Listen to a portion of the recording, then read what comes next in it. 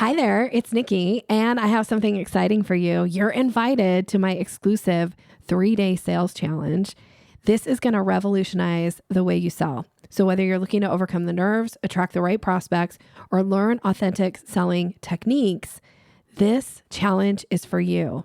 In this challenge, you're going to be shown how to 3x your sales in just 1 hour a day for 3 days. So, even if you're shy, even if you're introverted, or you feel like you're the world's worst salesperson, come and join us. It's March 4th through the 6th. I'm going to go live and I'm going to teach 3 of my most popular training courses absolutely free. You can register right now by going to yoursalesmaven.com/3day. The number 3 and then DAY, all one word. Yoursalesmaven.com/3day. I will see you there.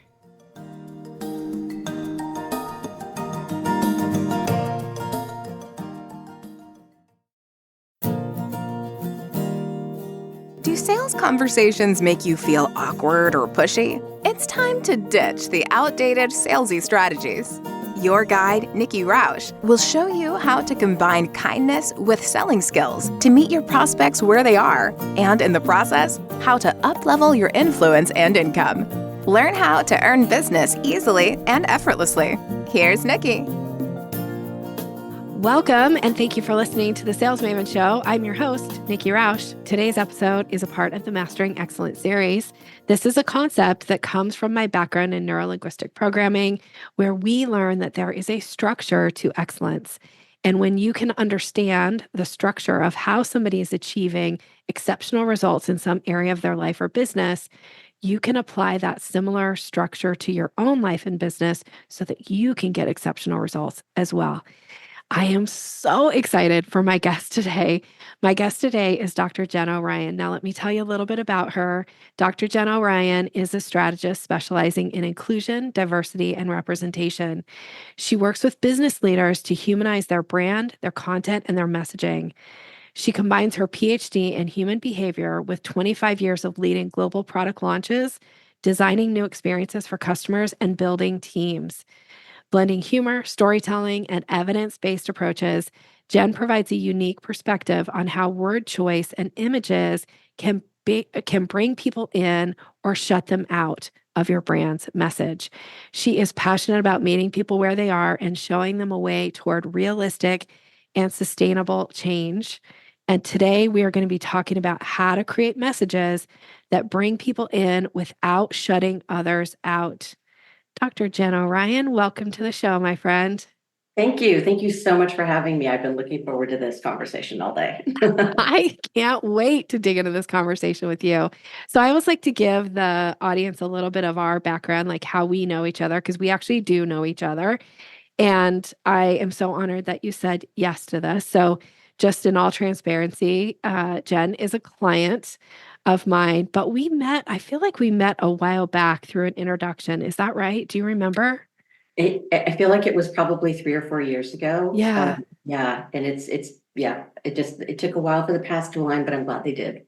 Me too. And it's such an honor. I will say every time you and I have done a strategy session together, I am just totally blown away by you, the way that you speak, the way that you approach things.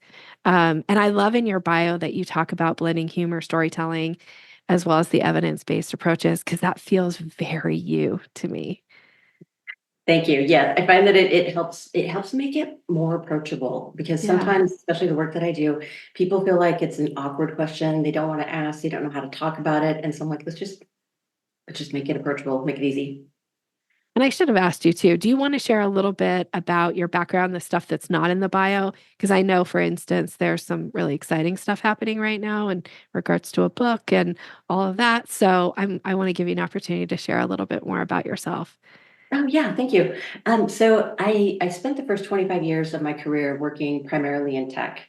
As you mentioned in the bio, launching new initiatives and things like that. And the reason that I like to lay that out is because that implementation and execution and navigating change and understanding all the different processes that go into getting something out to the world, that's the lens through which I do my work. And so I like to put it out there because kind of the definitely having those experiences and learning from all these different individuals really shapes the work that I do. So I like to lead with that.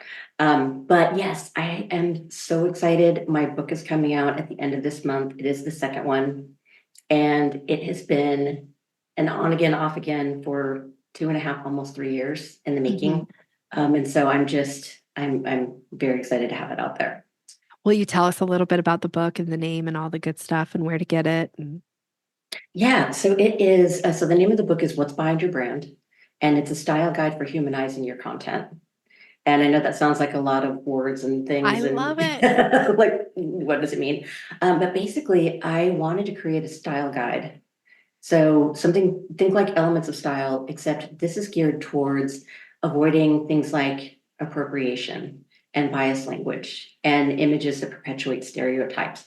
And it's all those little nuances that go into creating a message or creating a product that can, as you said, bring people in or inadvertently shut them out. Yeah.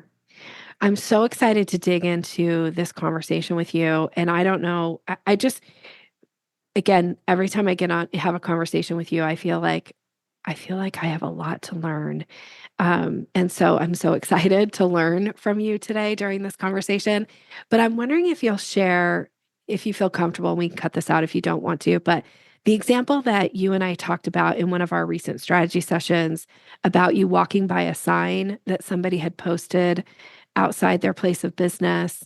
Are you comfortable sharing that story? Because I think it's such a great representation of where we're going to go and those subtle little things that either draw people in or let people feel shut out by you. Not by you Absolutely. No, specifically, but by us, I guess. yeah. And it all comes, most of the time it comes back to, it just doesn't occur to people. Yeah. And we're so focused on getting a message out that we really don't take a pause and look at the words that we're using. Mhm. And so no, I do love that example. And it's interesting because you and I spend so much time in that space of language and word choice and precision and intention and having an intentional usage of what you're doing. And there's so many things that just when you pointed out to me, it's like, oh, that never occurred to me.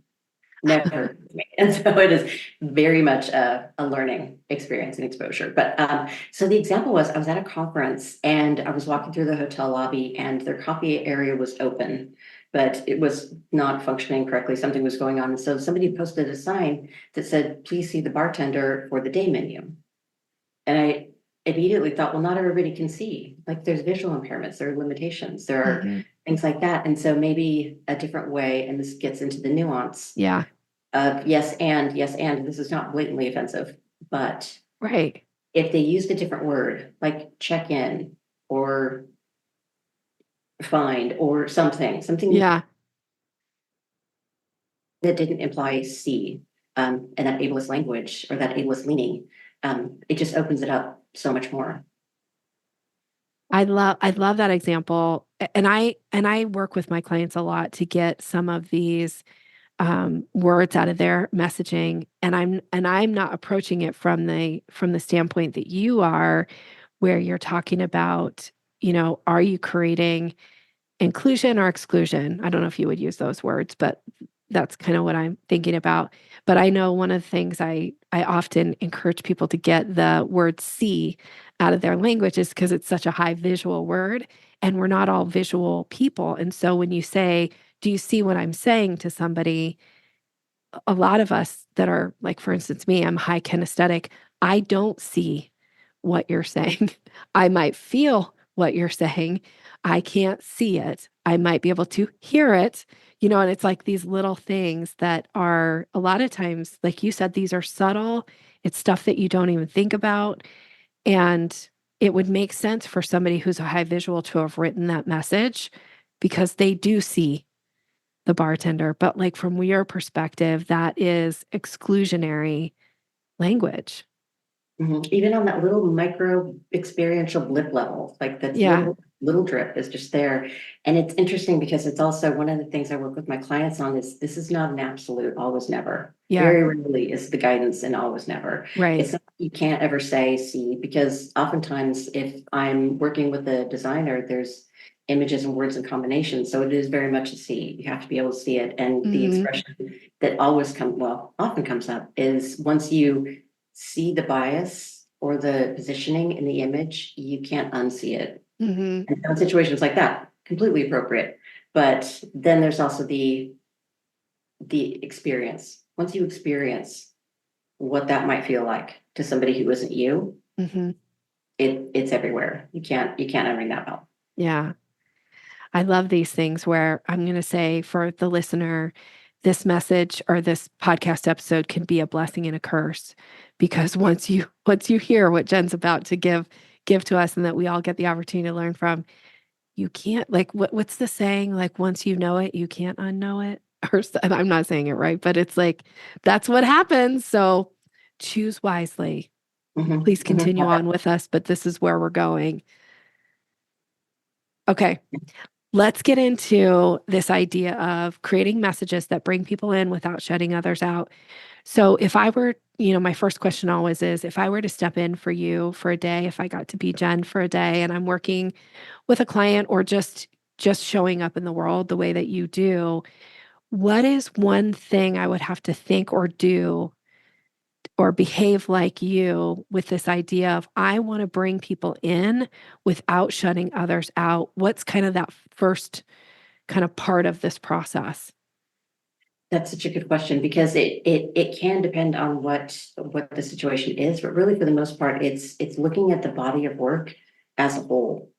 How do all these different pieces, whether it's a marketing campaign or rebranding of your website or putting out new content, how does this all fit together? And then how might it be experienced by somebody who isn't you? And so that's where my saying is always, consider all the different ways of being. It doesn't mean that you have to know them all and understand them and become an expert in it. Just be cognizant that there are other ways of being. And likely we've moved through the world in such a way that we, for whatever reason, never had to think about it. Yeah. And then I always advise to go through every point along the life cycle, because that's what the focus is on the brand. It's like, because if I sit down with a business leader, they can tell me all about their brand and the genesis of it, how it came to be and what it means to them. But if they go further back into the employee or the customer experience, are they applying that same critical lens to what that is? Because oftentimes that is what the potential employee, potential customer, that might be all that they encounter, is that one thing, that one sign, that one Mm-hmm. outdated image or something that Mm-hmm. brings it up for them. So when you're thinking about this of like the idea of go through all the points through the life cycle from the employee or the customer experience, do you have an example of something that comes to mind that you see maybe often or you've seen multiple times that again is one of those things that people may have no awareness around it until you bring it into their awareness?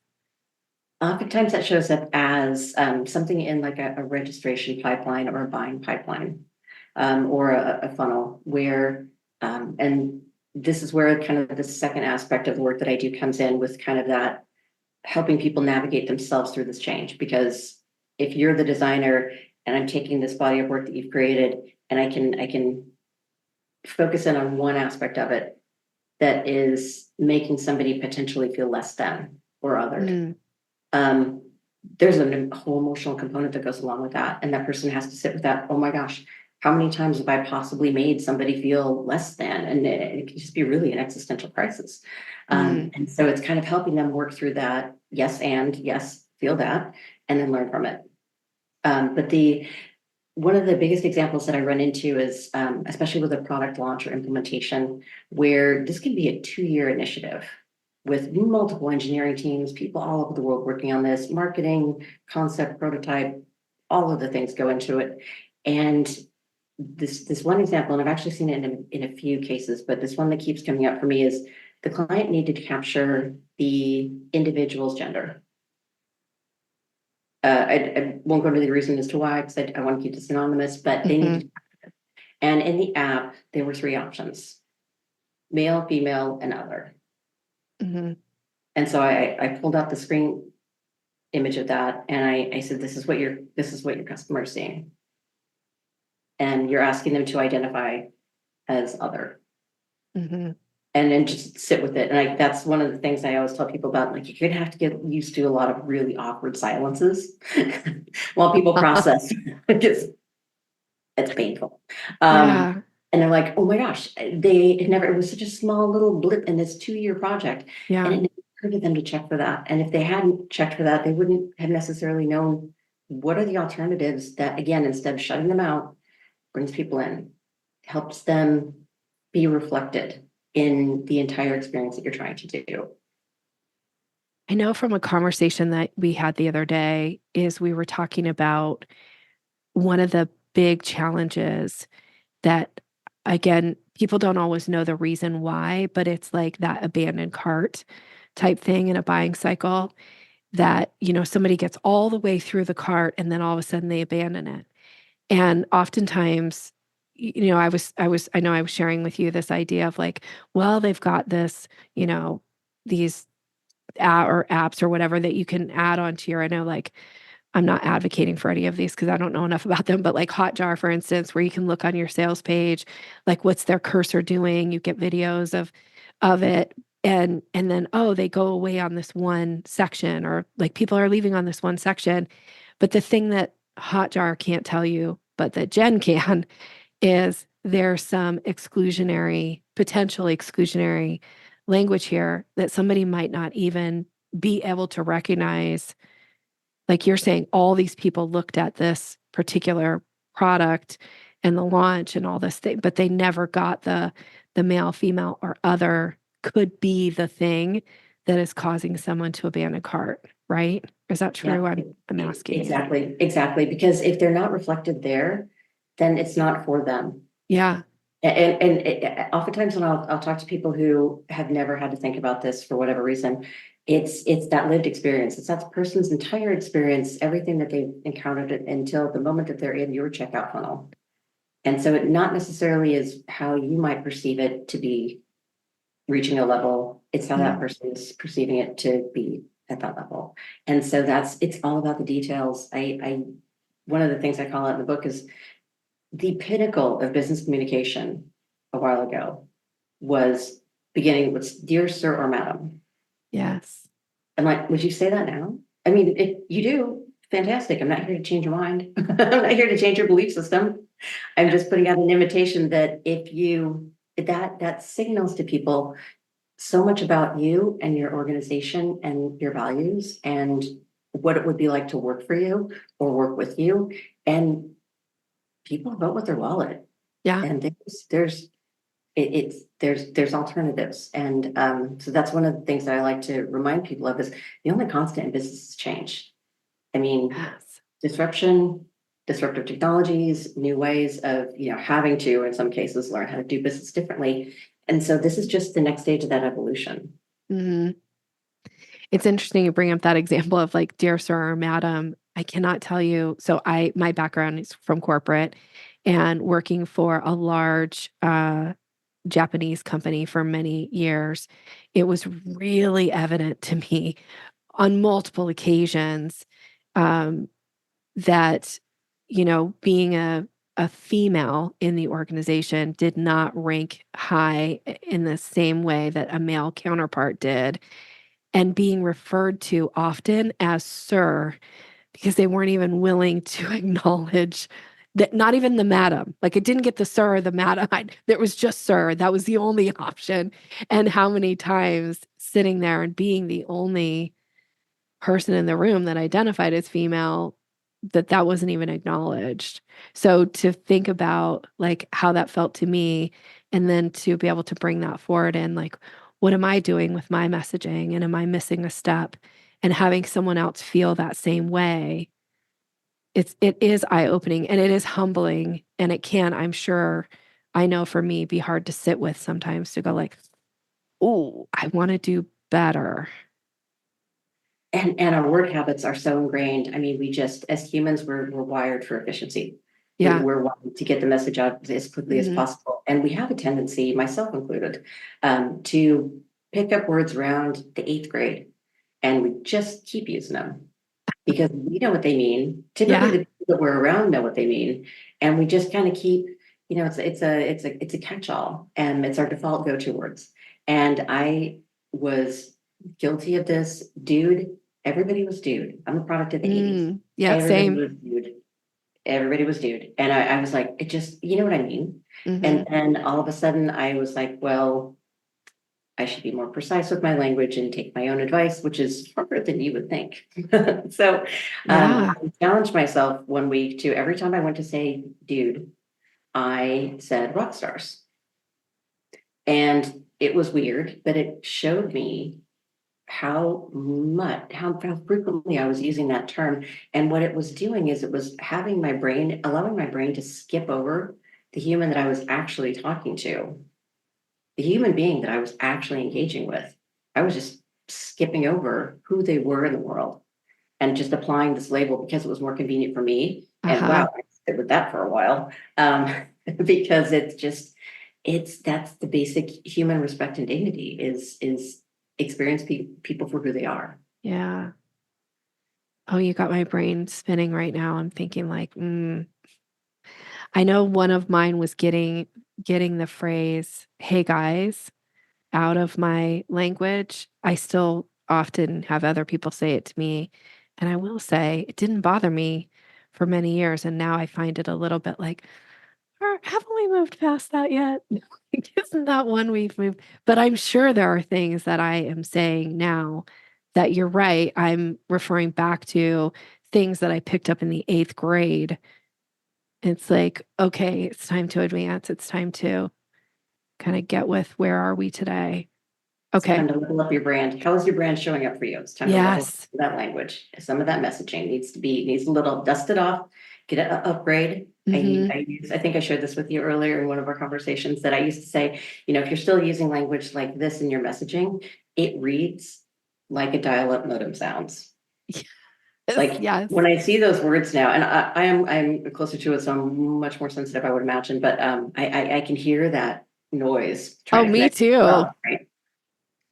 And that helps get rid of it. But and Yes. the thing is that, and I'm when I talk to people about this, there's always the real and or metaphorical eye roll of nobody looks at these documents, nobody looks at this. Can't we just leave it the way it is? Why are we investing all this time, money, and resources that we already don't have? Right? How is this moving the business forward? And my response to that is typically somebody has to look at these documents. You're in many cases making your employees or your customers look at this document or Hmm. this experience. And so why wouldn't you invest there? Like they're already in your channel, they're already in Yeah. your, why wouldn't you want to signal to them? I almost said we see you, but Yeah. I know you it's know what I hard mean? not to Like, say that one. Yeah. yes, we value you. Yeah. And we're not going to put you into this, box for the sake of our data or the sake of our convenience. Hmm. Tell me more about you. Yes.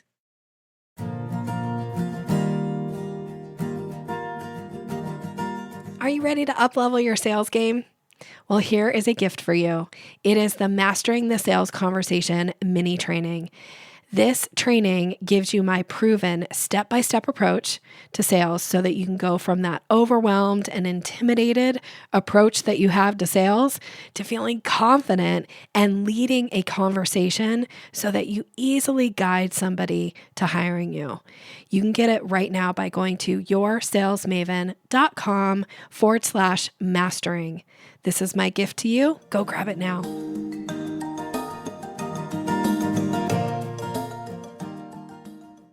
Okay, so my next question is, what are your goals when it comes to approaching any type of a thing written for client or for employees to bring people in without shutting others out? What are Jen's goals for that? My biggest goal, it's a couple things. It really is that I'm a huge believer in the splash and ripple effect. Because when I have a conversation with somebody and they can perceive things differently, they interpret things differently, then they take that with them into the community. And Mm, and then they open the doors for other communications with other people and conversations. And that's how we get this interesting shift, this interesting change. And that's where it sticks. The other part is that I want to work with my clients in a way that, people always say I meet people where they are, and we do mm, because we have to. But I genuinely feel that if I am meeting people where they are on this journey, not just with their language and their content, but these changes can sometimes be emotionally charged. These can bring up some, early messages, deeply held beliefs. Why should I have to change? Now I have to invest energy. And so really helping them through that process, through the whole process of integration. And again, without trying to change their belief systems or their minds, this is all about business and the human aspect of business. So that is my big goal, is not one just to make your content so much better. Yeah. So much more welcoming across this broader audience, Mhm. and opening so many doors, but also changing how they do it in the future and changing how they think about it in the future. That's my stickiness. Mm, I love that. I haven't heard the term before. I think you said, I think I wrote it down, but please correct me. Was it splash and ripple effect?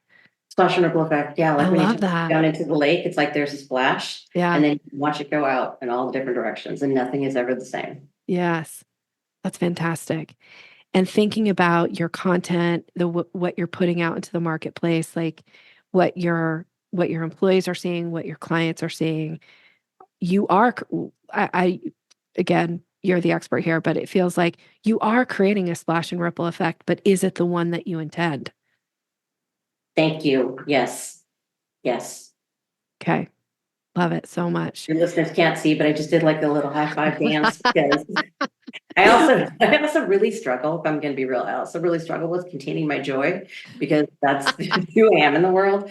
So yes, that Oh, I completely agree with that. I love that. Well, we might use that little bit of a video clip for our social media stuff to promote this, because I love people who don't contain their joy. Please let it out. I want to experience it too. So I love that. Thank you. Yeah, that's awesome. No, the other thing that, just when you were just describing that splash and ripple effect, is I worked with a client a while ago, keep it very anonymous, although I'm sure they would be fine with me sharing it. They wanted to improve their onboarding process for new employees, because it was a little fits and starts. It was a little bit, if you, depending on who brought you in, who your manager was, you'd have a different experience. And they wanted it more standard and smooth. And I looked at their documents, and their onboarding documents were all about, like, it was a legal first approach, which, yes, there are documents that you need to have, Hmm. legal protections and all of that. You need to have that.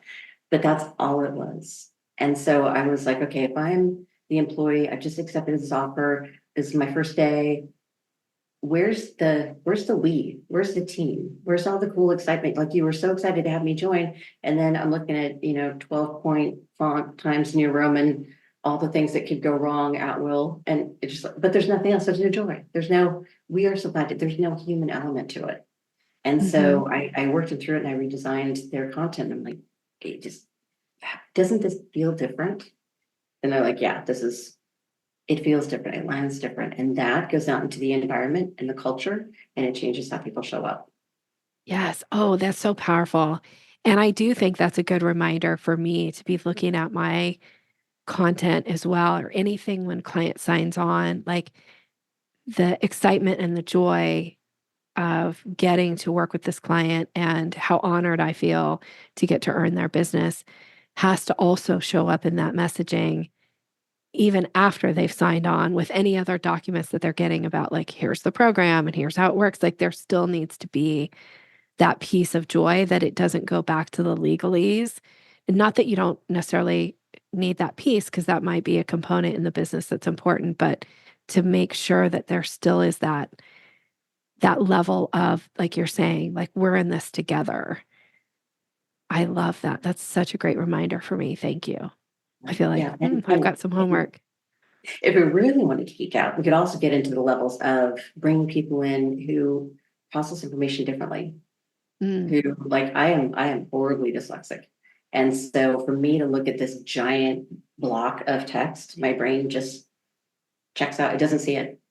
I had to adapt when I was going through my programs in school. I had to actually break them down into smaller paragraphs and change the mhm. font and do all this manipulation, so that I could actually get the information out of it.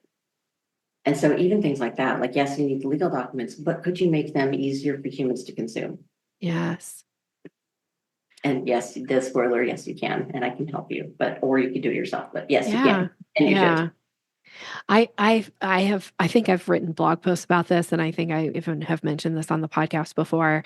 And this has to do with one of my own challenges, which is sight. Like my eyesight, frankly, is not what I wish that it was. And so small fonts for me are very difficult. And I'm always so surprised. Now, business cards aren't something that I get very much anymore. Frankly, I don't want anybody's business card. Like there's so many other ways to connect. But when somebody gives me a business card and the font on it is like size 8, I can't read it. Or when somebody gives me a document, like at my doctor's office, and they want me to fill out these documents and the font is so small, I cannot read it. I've got my contacts in, sometimes I'm even putting reader glasses on top of it. And I'm like, this is so difficult for me as the client. I feel annoyed by it. I also feel annoyed by presenters that create PowerPoint presentations and they use this tiny little font in there. And it's like, well, it's up on a screen and I still am struggling to read it because you use this tiny little font. And congratulations that you have such great eyesight, but I don't. And I find it like I shut down in those moments. I feel so annoyed and put out by that. So I guess that's me saying I understand what it's like to feel like people are shutting me out in that way. Yeah, absolutely. And that's the thing is like, it's twofold because it's like how it's taking you out of that moment. It's taking you out of that engagement, right? Mhm. And now you're focused on this is so annoying. And your brain, whether you realize it or not, is going all these other places around. Wow, I'm so annoyed. And I remember when I was annoyed last time and I have to pick up my dry cleaning and you're out of the orbit. But it also is kind of like you didn't consider people that wouldn't be able to read 8-point font. And Yeah. so, yeah, I mean, it's that tiny annoyance that just like, oh, here we are again. But again, the person probably never occurred to them Right. that it Yeah, could I be don't done think it's differently. intentional, right? Like the intent is not for, Nikki to be annoyed or feel shut out by my message, but yet that's the result. And so again, taking that into my own business, what are those things that I'm not even aware of because maybe I'm really good at this or this is easy for me. So I don't think like that could be difficult for somebody else. Mhm, mhm. And oftentimes it's that element of it's good, it's okay, um, it beats the bar, Yeah. but that works to a certain point until somebody shows you that it could be really good. Yeah. And once you see that really good, you're like, I can't go back. I can't. Yes. I only want this and I want more of this. And how can Yeah. we improve this? Yeah, it's just Okay. an amazing refresh. I love this. I didn't tell you I was going to ask you this. So again, we can tweak any part of this if you're like, I don't want to go there. But one of the things I was hoping that you might be willing to talk a little bit about is images in particular and how that is showing up, especially those of us, who are building our business online and images are a big part of what's being used. Would you be willing to speak a little bit about images that bring people in without shutting others out? Oh, totally. Yeah. Okay, so what do you think are what are some of the big um offenses? I don't know if offense is the right word, but what are some of the big culprits that people often just don't have any awareness around when it I comes love to the word images? I love the word culprits because that's Okay. my go-to is always problematic. And I know what that means, but it has a tone and people are Yeah. going to that differently. Um, it's like a scoldy thing almost, but yeah, culprits. Yeah. I'm going to start using that. I'll give Okay, you. culprits. Okay, we'll both use that. I like that. But it's so if you would imagine like a lot of the images are going away from actual live humans to more of like this avatar or cartoon. But even when it's a live person that's being portrayed, there's still this tendency, the way that our brains are conditioned, the way that we've socialized, is that if it's a more feminine presenting human, they will take up less space. They will tilt. They will have a head tilt. If they're holding something, it won't be something functional. It will be something cute or completely irrelevant. And they just take up space. They take up less space. It's interesting. I did this exercise with a client and walked them through a catalog, and it's like, yes, all the feminine presenting humans are smaller, all of them across the board. And then the Ah, masculine appearing images, tend to be taking up space. Their arms are out, their legs are out. They're holding something functional like a book or a laptop or a piece of sporting equipment, something that's functional. And that very subtly reinforces what our brain is already searching out to see, because that's what it expects to see. And so that's the challenge there, is to start disrupting that. And one of the other exercises that I will take my clients through is have them switch. So if they have a person's face with a message next to it, and then another person's face and a message, switch the feminine and masculine appearing and see if that sentence sounds ridiculous with the more masculine face next to it. Mm, And that's that a great exercise. super powerful. Yeah, because what we're putting out in the universe is just what we've come up with. What I mean, we're our own basis for normal. Oh, I love that. And then making sure that it's not like a checklist of, representation can't ever be formulaic, because anytime you try to do it formulaic, your brain's going to get in there. And no matter, I think it was Silence of the Lambs, no matter how random you try to make it, it's surprisingly not random. And so the going back to the whole, looking at the body as a whole. If you have this entire marketing campaign, you don't need a checkbox to make sure that you've got this. It really is about representing the world. All the different ways of being are showing up in your materials at some point. Mm-hmm. And how are they represented? Are they represented as just kind of being an ancillary person who's there, or are they showing up just living their lives? I've been noticing from my over the many years of my sales career, when I was a traveling sales rep, traveling on the airlines. Now, of course, again, this was back in the late 1900s and early 2000s when I was doing this. So way back, long time ago. You didn't, I don't think it wasn't talked about. So I didn't have any awareness around that all the images they were using, were usually a certain race, a certain type of person. And fast forward now, when I'm walking down the jetway of to get on the plane, and they've got all their ads, and it's like, sometimes I feel like it feels like they're ticking the box, because it's like, here's this image, and then here's this image, and then here's this other image. And it just feels like, okay, I don't know. I don't know how I feel about that. Do you have any comment or thought about that from that standpoint of, like, in the work that you do, because I think I heard you say it isn't just about ticking the box, right? Exactly. And it is, I look at it like a progress on the journey. So yes, we've got this. And again, going back to the improv principle of yes and building, yes. And then how do we expand that? How do we make sure that, it's that line between objectification, tokenization, and really authentically representing different ways of being. I was going through, because I have been traveling a lot recently, and the ads that they have, or the safety clips that they have when you're sitting there moving away from the jetway. I'm sure there's a more technical description of that than what I just shared, but you feel me. Okay. Yeah. So they always have that safety announcement, and they're running through, and I was sitting next to my colleague, and I'm like, wait for it, because they've got all these different representations of humans, and they're all walking through, and they're all, different ages and body types and all these things. And I'm like, wait for it, because Captain who comes and closes it is going to be an older white man. Yes. I had that same thought on the last, because I just flew a couple of weeks ago, and watching the video, and it's like representation, and then old white captain. Yeah. And I'm just like, but it's at that level, like the level that I'm looking at, it's like, because we got to tie it together with the bow of confidence. And I don't want to name the airline, but I did the last time I flew back from the holidays. It wasn't, and I was pleasantly surprised. Oh, yes, progress along the journey.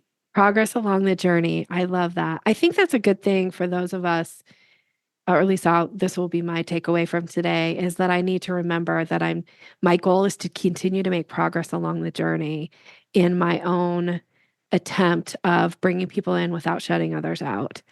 That I definitely won't always get it right because I know me and I make a lot of missteps, but that I have to look at it as progress along the journey. And sometimes it is in making a misstep and having somebody point it out to you that the lights come on and you go, oh, I didn't know.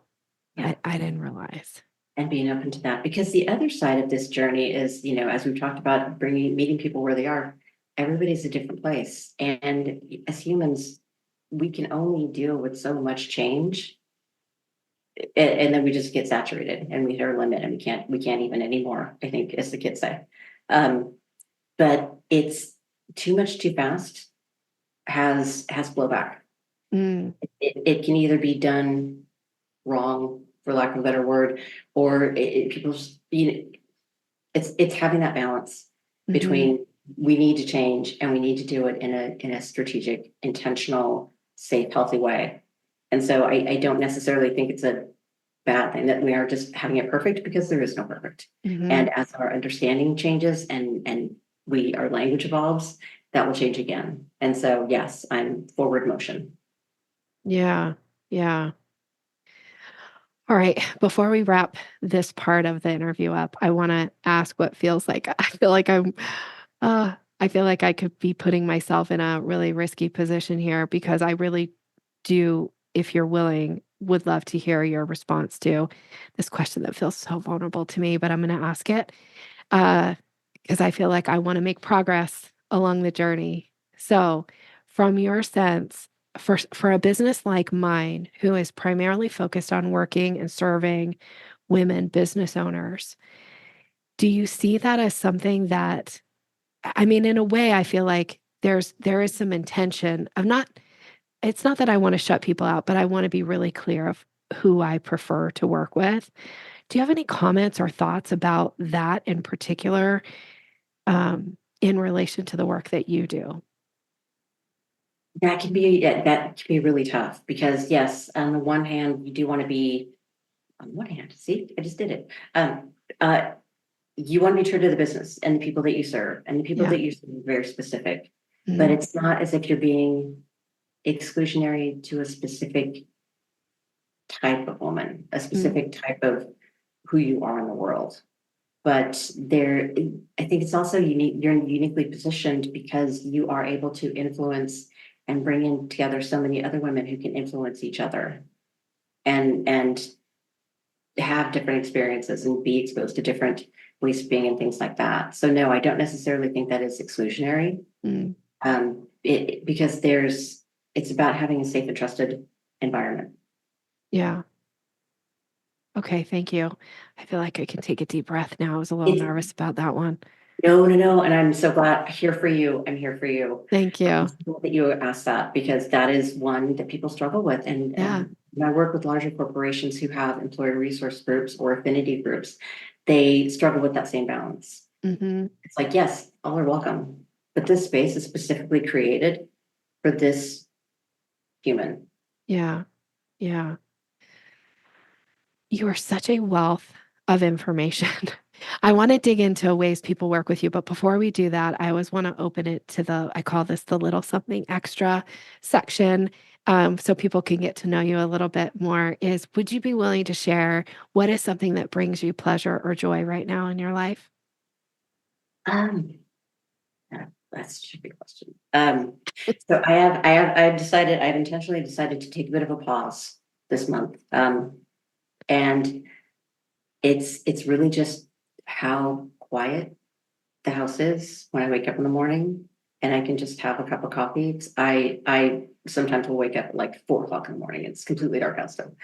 I am taking the time to enjoy the sun's coming up a little bit earlier.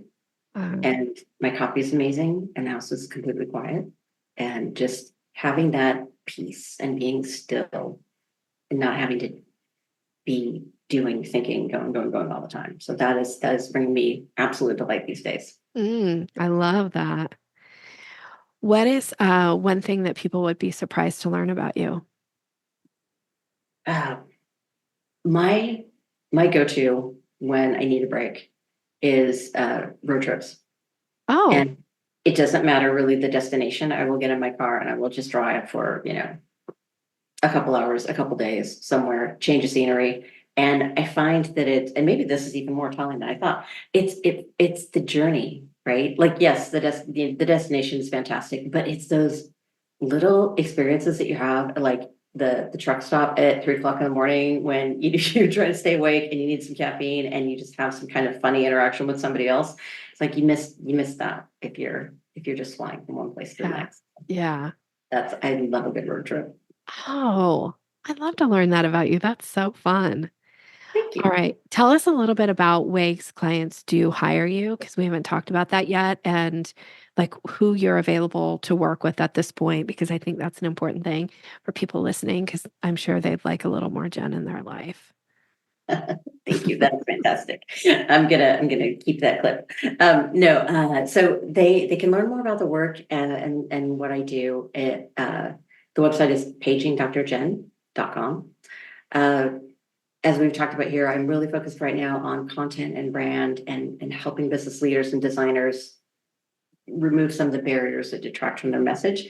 But I also do, some small group work around how do you navigate a change like this? Like how do you go from, okay, we need to change, and then actually going through the entire arc of change to that sustainable, realistic for you, lasting change, and get it to stick. So Mm, yeah, so they a lot more information out on my website. yeah. The book is available for pre-order. I'm super excited about that. I want to get that into people's realms and get that as a resource available for people as well. Say the name of the book again. What's behind your brand? Oh, I don't know if we said that before. So to be really clear, go grab Jen's book, What's Behind Your Brand. What's behind your brand? And we'll Yeah. get into it. Yeah. I can't wait. Um, I'm not sure if this episode will come out either right before it launches or right after, but be on the lookout for Jen's book for sure. Get that ordered. What's something exciting going on in your business right now?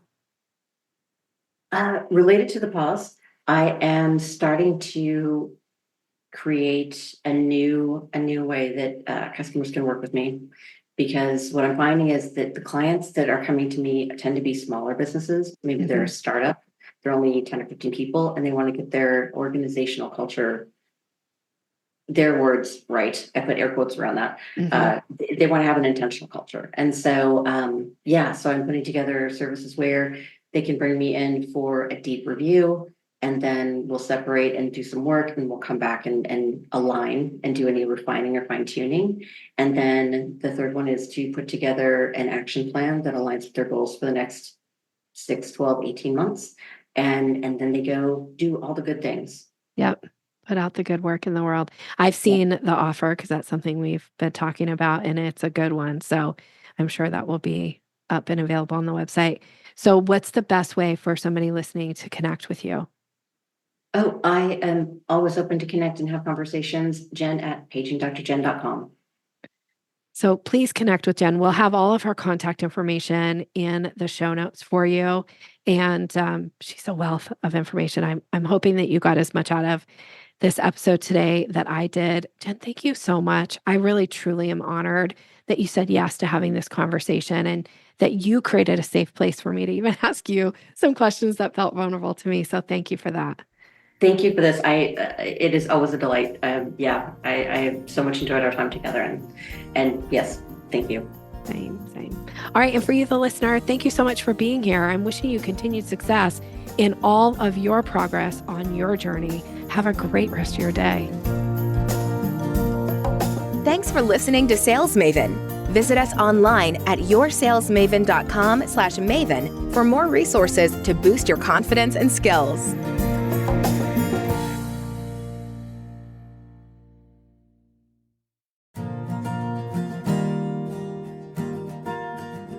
Are you ready to increase your confidence in your sales conversations?